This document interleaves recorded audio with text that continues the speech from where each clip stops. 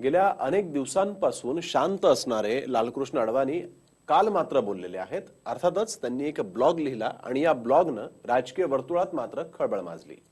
सांगताही येईना आणि दाखवताही येईना अशी गत खरं तर मोदी शहांची झाली। आणि नेमकं काय घडलंय, अडवाणींनी ब्लॉगमध्ये काय लिहिलंय, त्यावरचा हा स्पेशल रिपोर्ट। अडवाणींचं सर्जिकल स्ट्राईक। विरोधक देऊ लागले तर मोदींना फाईट। मन की बात, मोदींवर वज्राघात।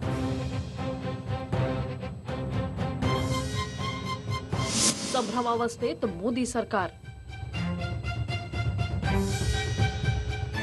भाजप नेते लालकृष्ण अडवाणींचा ब्लॉग आला आणि भारतीय राजकारणात भूकंप आला।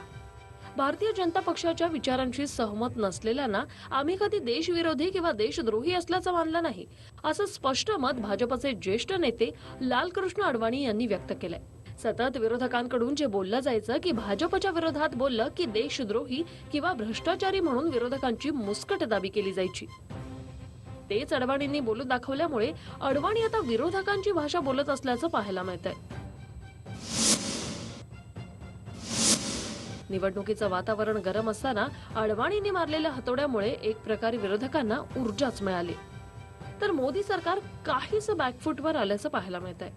मजेची गोष्ट अशी आहे की पंतप्रधान नरेंद्र मोदींनी अडवाणींच्या ब्लॉगला ट्विट केलंय। त्यावर आता असा प्रश्न उपस्थित केला जाऊ लागलाय की मोदींना ट्विट करण्याशिवाय पर्याय नव्हता की ही मोदींची रणनीती होती। कारण अडवाणींवर झालेल्या अन्यायाबाबत विरोधक मोदी सरकारवर हल्ला करायची कोणतीही संधी सोडत नाही, तर मोदींनी ट्विट करत आमच्यात सारं काही आलबेल असल्याचं सांगितलंय। मात्र आता अडवाणींच्या ब्लॉगमुळे हातात आयतं कोलीतच मिळालंय, आणि तेही मतदानाला अवघे काही दिवस असताना। त्यामुळे विरोधकांमध्ये एक वेगळीच ऊर्जा संचारली। अडवाणींनी आपल्या ब्लॉगमध्ये काय म्हटलंय पाहूया ग्राफिक्सच्या माध्यमातून। भारतीय लोकशाहीचा सार सांगायचा तर तिनं नेहमी विविधता आणि व्यक्ती स्वातंत्र्याचा आदर केला। ज्यांच्याशी मतभेद आहेत त्यांना भाजपनं कधीच अगदी स्थापनेपासून शत्रू मानलं नाही, फक्त विरोधक म्हणून पाहिलं। तसंच राष्ट्रवादीची कल्पना मांडताना आमच्याशी सहमत नसणाऱ्यांना कधी राष्ट्रविरोधी म्हटलं नाही।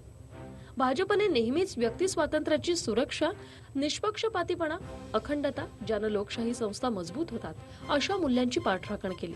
त्यात माध्यमांचं स्वातंत्र्य याचाही समावेश आहे। भ्रष्टाचार मुक्त राजकारणासाठी निवडणूक सुधारणांवर लक्ष केंद्रित करताना राजकीय फंडिंग हे पारदर्शकपणे झालं पाहिजे, ही आमच्या पक्षाची प्राथमिकता राहिली आहे।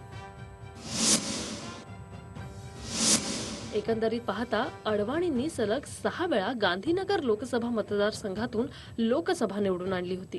मात्र यावेळी भाजपकडून अडवाणींना उमेदवारी नाकारण्यात आली। त्यांच्याऐवजी अमित शहा यांना उमेदवारी देण्यात आली। त्यामुळे अडवाणी काहीसे दुखावले।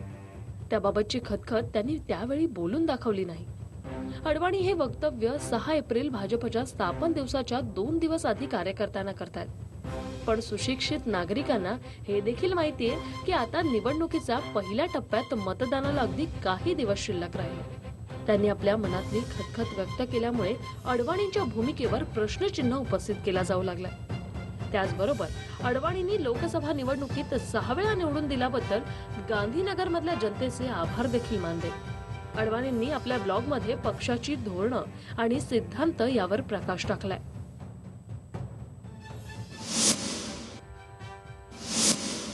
जर अडवाणींच्या मनात खतखत होती तर ती त्याच वेळी त्यांनी बोलून दाखवली असती।